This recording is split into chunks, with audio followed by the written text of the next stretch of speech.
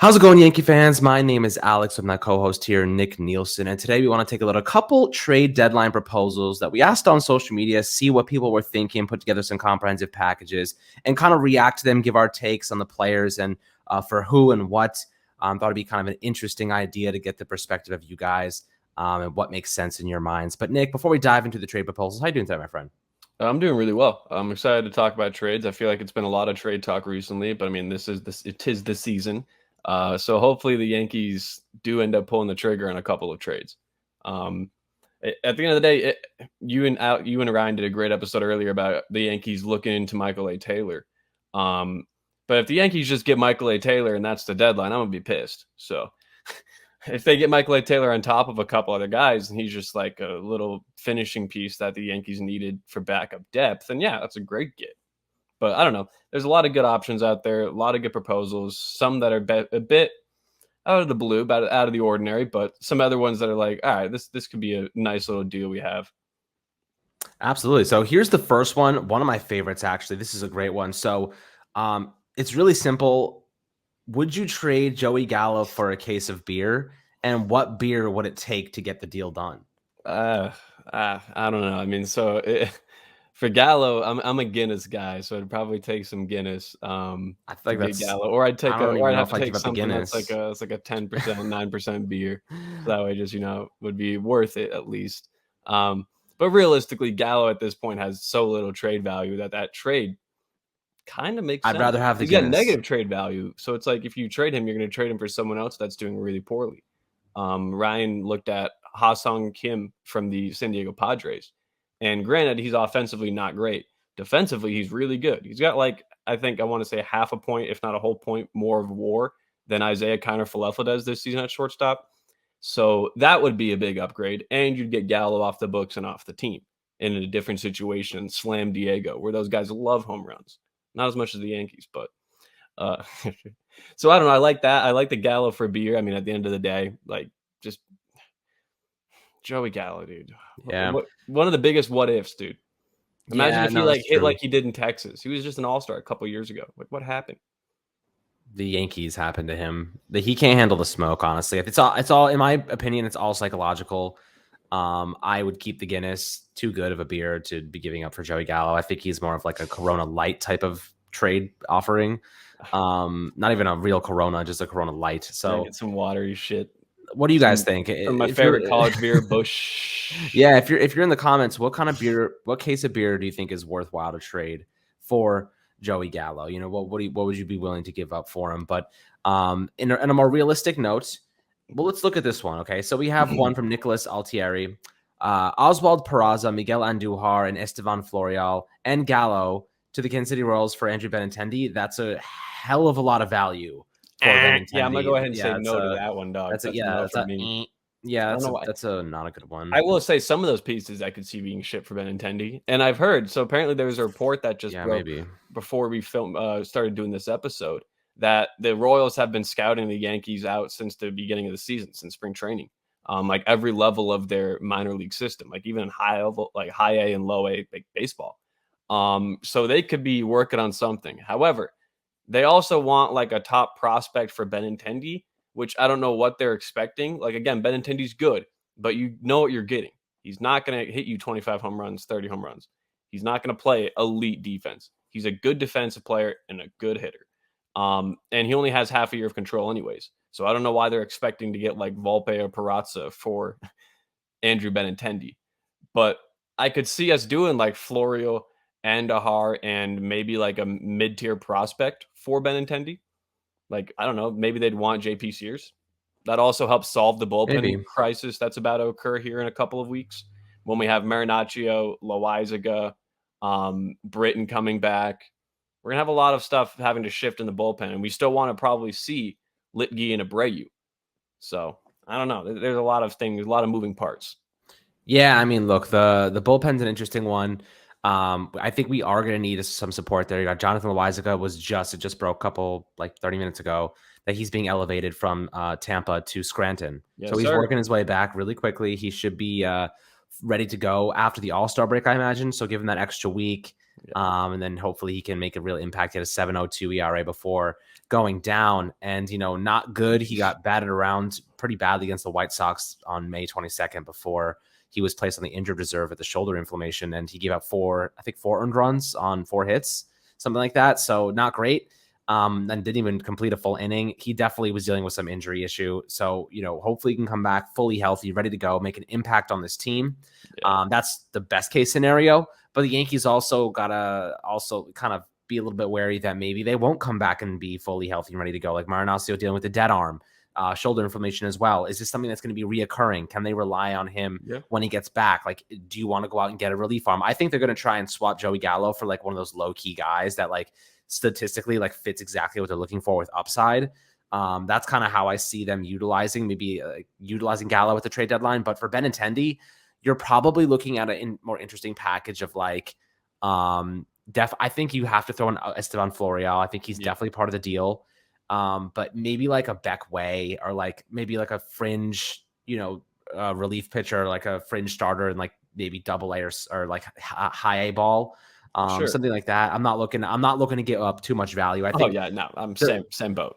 The Royals are saying, we want a good prospect. I'm like, sure, Esteban Florial is killing it this year. He is a good prospect. He has all 6 years of service time. Like, he is a good prospect to have, and he has all the tools. Like, if I was an MLB team, I'd be like, I'm for half a season's rental, I'm getting the Yankees' top prospect 3 years ago, who the only reason he dropped in the rankings is because of the injuries. Now he's fully healthy and he's absolutely raking. So yeah, he's killing in AAA. It's pretty nuts. So I see the value there for Esteban Florial. I think the Yankees could get Benintendi for Florial in like a mid. Yeah, that's the thing. Like, I can see that. I just don't see, like, in no way in hell do the Yankees give up that much for Andrew Benintendi. That's what I could have seen them trying to maybe do for Brian Reynolds. Like, that's probably would have been their offer for Reynolds. Maybe add in like Wells. But I don't want to give up Wells. Reynolds is the idea of that's gone. Reynolds only 10-day IL though. Yeah, but it's a hamstring injury. So it's like, well, you never know with those. Don't trust hamstrings. So he may not even play before the deadline expires. So he may not get a chance to get traded. However, that means that David Bednar is the creme de la creme for the Pirates now at the trade deadline. So I expect a lot of teams to be calling about David Bednar, with us being one of them, honestly. Like, I mean, why wouldn't you? He's one of the best relief pitchers in baseball. But I don't know. I like Benintendi, but I don't like him that much. Fair. And then you had one. So let's see here. You said Ian Happ from the Chicago Cubs for Roderick Arias and Elijah Dunham. Dunham, let's see, outfielder, lefty, 6 feet tall, 24 years old. He's young in AA. He's hitting 250 this year with a 33% on base rate, 448 slugging.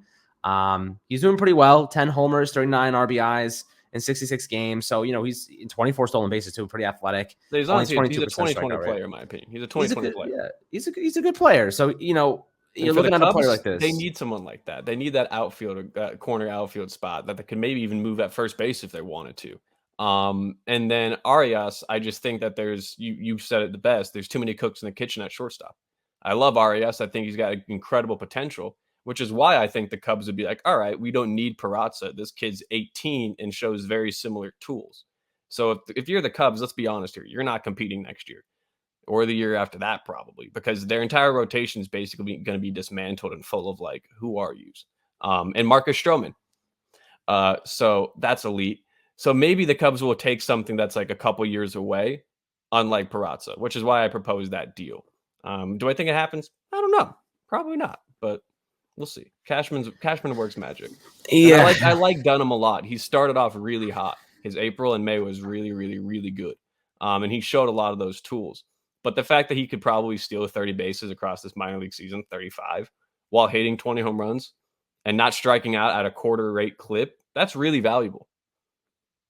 Yeah, I mean, look, Elijah Dunham can be a pretty solid player in the future. Now, Arias, like you said, there's kind of a logjam at shortstop. You got Trey Sweeney, you got Volpe, you got Peraza. You got Vargas. You got Cabrera, who just got promoted to AAA. Right, so that's awesome. Good for him. And, when it comes to Arias, what is he, like 17 years old? Yeah, I think he is so young. Yeah. He's so young. He was our number one international draft pick. Yeah. They gave him like $6 million of a bonus money, which is insane. But like, he's a switch hitter. He's got all the tools. He's powerful. In terms of like what he could be in the future, everything says he could be elite if the development goes properly. But again, we're talking like 6 years from now. You know what I mean? Well, we're not going to see him for 5 Cubs, years, though, 6 it could years. be like 3 or 4 years. It's a good investment. If you're the Cubs and they have him and they bring him over and they just toss him in high A, like kind of out of the gate, and he does well, that means next season he's going to be playing probably all season in Double A baseball at age 19. Like, granted, he may not be an elite player at the end of the day. It's prospects, so you never know. And he is very young, but he has so much raw talent, and he's a switch hitter, and he can steal bags, play good defense, and hit for decent power for his size. Are all tools that you want to see. Like, there's a reason this guy was the number 1 pick for us. Like, we believe in his abilities, and we think that he's really good. We got $6 million for it, despite like literally having never played a real competitive game of baseball. And now I think he could be a good piece that we leverage. It's either him or like Vargas, in my opinion, because it's so crazy because I will say Ian Happ's having a really good year, but Ian Happ's OPS and Andrew Benintendi's OPS are the same. Happ's not really hitting for a ton of power, especially the past month or so. He hasn't really been hitting for a lot of extra base hits. But he does still walk a ton. He is a switch hitter, and he plays left field primarily. So that'd be nice because he and Aaron Hicks could kind of switch at bats or relieve one another whenever someone's getting too many like games or appearances or whatever. And depth is key. So that's why I'm like, hey, maybe we give up 2 pretty good prospects, but not 2 elite prospects for Ian Happ. I don't know. But then again, it's the Cubs, so they probably want Volpe. Everyone wants Volpe, Dominguez, and Peraza. No one's Those getting are the 3 them. Everyone wants, and I don't know if we deal with them. Like, Nobody's especially seeing that Osvaldo Cabrera got called up to AAA today. Me thinks that maybe they're thinking Peraza's coming to the majors soon. I would love to see that personally. Everyone would. IKF is fucking with me. It's like painful at this point. Like, I think he goes out there and like hits into ground balls every at bat just to like drive me insane. Like, he's trying to like make me lose my mind. And it's not gonna work. I'm not crazy. I'm open. I'm completely open. I said this 2 days ago. I'm completely open to giving Peraza an opportunity at the major league level. What is there to lose? The Yankees are 14, 13 games up in the AL East. You got the All-Star break coming up. Give him a chance, and if he kills it, then his value skyrockets even more. You know, and then suddenly you're like, okay, now you're looking at the Reds and you're like, you want Peraza? Now we're not giving you Will Warren. You know, now we're not giving you this or that. Like, you know, you're like, look what he just did for us in this short stand. Then you look at the alternative side of that, and if he sucks, you're like, oh crap. You know what I mean? So like, when he had the high, it's a big risk. But at the end of the day, I think like if the shortstop, I don't think they see shortstop as like the glaring issue here. I think it's right field and starting pitcher, I think, are the 2 main priorities. Shortstop's like 3rd on the list. If they can like somehow manage to pull off something the last second, that's like the 3rd position they need to address. So I think Cashman's more focused on like Luis Castillo or whatnot, because sadly, I'm not in the same boat as Cashman is. I'm like, you got to get a shortstop. Like, IKF is the worst player on this team, hand and foot, without a doubt. Like, you look at the player values and everything. Carpenter is like almost like, I think, doubled his WAR, and he's played a 4th of the game, a 4th of the at bats, a 5th of the at bats that IKF has right now, and he's doubled his FWAR, and that's with him playing DH like 80% of those games. So like, again, I know Carpenter's not just going to slot over to shortstop like we have jokingly talked about and dreamed about, but the fact that Carpenter is now playing outfield and that Hicks is playing really well, and that Stanton has shown the want and the ability to play right field pretty well as well, means that the Yankees don't entirely have to like sell the farm for an outfielder. And shortstop, it's like, the problem is that there's only like 2 or 3 elite shortstops that I think are like on the market. And one of them is Jazz Chisholm, and he's a second baseman. So it's like, you're hoping he works out at shortstop. And I love Jazz, but he'd cost a lot. Brandon Drury, someone that I think the Yankees should definitely reunite with, even though he's not vaccinated, though, which could be a big detriment if the Yankees face the Blue Jays in the postseason. And he doesn't play shortstop. So it's like, the problem is that these really solid infielders, these utility guys on market, a lot of them don't have a lot of innings at shortstop under their wing. Like, even Joey Wendell played a ton of third base with the Rays. So it's like, I don't know exactly what the Yankees want to do. That's why I'm like kind of leaning more toward just call up Peraza, like end this charade, give him the opportunity. Because like I put together a little mock trade for Castillo using Arias as well in this one. And I did Arias, Pereira, Waldichuk, and Warren for Castillo. And that trade is basically dead even in terms of value. Granted, this is according to the MLB trade calculator. So I don't know if MLB GMs use that same number scale, but I have to say, I don't think it's very accurate. I've been doing trades there, and I'm like, this doesn't make any freaking sense. They take a lot of the contract into account. Like Garrett Cole's like negative 20, negative 30 value on there simply because of his contract. So you really want to tell me that a team wouldn't trade like half their farm for Garrett Cole? Yeah. But I'm like, at the same time, like you look at like Aaron Judge's value and it's like unbelievably high. But like if you're the thing is, there's so many variables that are leaving out. Like if I am the Reds and I suck and I know for a fact Aaron Judge is not going to sign with me after the season over, how the hell does that value match up? No, exactly. Yeah. It's all so many variables. Yeah. Right. There needs to be like the numbers need to change based on the context of where the team is, what the team needs, what the team's record is. Do they have playoff aspiration? There's so many variables that it's missing that I can't like actually put it together and be like, this makes sense. I'm like sitting there, I'm like, there's no way I'm giving up Peraza and Waldichuk and another like mid-tier guy for Castillo, and that has the same grade. Like it doesn't make any sense. No, you're right. You're right. You're bringing up good points. You're bringing up good points. I mean, there's one pipe dream trade that I've whipped up. Last night I was having some late night thoughts. I was like, there's one team that everyone every year continues to hype up and they never deliver. And there's a player on that team that turned down signing with the Yankees in choice to go play with Mike Trout, global superstar. So I think the Yankees should just try to trade for Shohei Ohtani at this point. You laugh, but hear me out. Listen to this trade package I've whipped up. Jason, Florio, Gallo, Volpe, Waldichuk, Wesneski for Ohtani and Tuki Toussaint. Now here's the interesting thing. Sir, that gets it done in terms of the value. Mind. The other thing is you got to remember that the Angels suck. They're only 9.5 games ahead of the Athletics. Like, let's remember, this team is bad. They have a 5% chance to make the playoffs according to Fangraphs. So this team is not going anywhere. Rendon's probably done for the season. And they already have that contract locked up. Ohtani's a free agent next year. So why not just give them like the entire farm, put Ohtani in the rotation and have him bat? Like, are you kidding me? That team would be the greatest team of all time. Yeah, I mean, look, speaking of pipe dreams, that is a good one. But I'll tell you why. That probably is the most unrealistic one I've heard. Yes. Oh, it definitely is. It definitely is. There's a 1% chance. But again, it's baseball. For Benintendi straight up deal makes more sense. Yes, absolutely. But that's the thing. That's why we love the trade deadline and the rumors. Because you just have fun with it. I do. Is Ohtani gonna be a Yankee? No, unless they sign him next year. But the only way that would happen is if Judge isn't a Yankee. So let's not hope for that.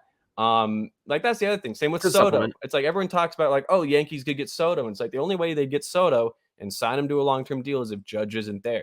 So you got to remember, Judgey comes first. Yeah, Judge definitely has to come first in most scenarios, but definitely a lot of different packages you can put together to curate opportunities and prospective trades for specific players like Benintendi and Castillo and, Reynolds, but again, hamstring injury. So we don't know what's going on with him. Ian Happ. It seems to me like it's kind of dwindling. We spoke this morning about Michael Taylor, interesting player. If they walked away with Taylor and Castillo, I would be very happy. If they walked away with Benintendi and Castillo, I would be even happier. There's a multitude of different combos there that I would just be over the moon with. But again, the Yankees do have to make a move here, mainly because we spoke in depth about the starting rotation yesterday. If you haven't checked out that video and you're like, oh, this team is so good, go look at the numbers we broke down yesterday, because 3 of the 5 starters are negatively trending. Yeah, they're trending negatively. Struggling a bit. They're struggling badly, and it's not looking like it's getting better. So unless they can just turn it around, they have to make a decision here. They have to make a move to try and help them, because the offense isn't going to be able to pick up the slack during the postseason every time. They just need better pitchers to win in October. Yeah, pitching wins championships. It's just like the same with football. Defense wins championships. Right, and the Yankees have had a very similar rotation over the past couple of years. With the difference being maybe like a J.A. Happ or like I don't know who else was in there when Severino was injured. Oof. I'm trying to think. I think this was post Pineda. They had Pineda was in Corey there. Kluber. Oh yeah, like that. Like sorry. They've had some supplemental guys though. Yeah, exactly. It's like never really been anyone that's a namestay. And I will say I don't know if Jameson Taillon's a namestay, especially because he's a free agent at the end of the season. I don't see him re-signing with us. We got to give Monty an extension. Maybe we give Severino an extension. Like there are other decisions to be made. I'm thinking maybe we're going to call up Waldichuk next year. That'd be awesome. Waldichuk or Wesneski, either one of those guys. I want to see one of those guys in a bullpen role and then see what they can do. I wonder if JP Sears would be a decent bullpen arm. I think JP Sears is a piece we should be floating more at the deadline. Like, we didn't talk about Jock Peterson, but Ryan Garcia would kill me if I didn't mention Jock Peterson. You could get Jock from the Giants for virtually nothing because of the fact that I think he's on a 1 or 2 year deal. And the Giants are also not really in the playoff picture. So maybe you get him for like Sears and 2 prospects. And then there's your left field platoon bat with Darren Hicks. Boom. Problem solved. Yeah. It's definitely possible, guys. But I'd love to hear your thoughts. If you have any interesting trade proposals, leave them in the comment section. Would love to react to them. As always, my friends, appreciate everyone tuning in to the latest Fireside Yankees episode. Make sure to drop a like and subscription as always, my friends. And we'll catch you guys on the next one.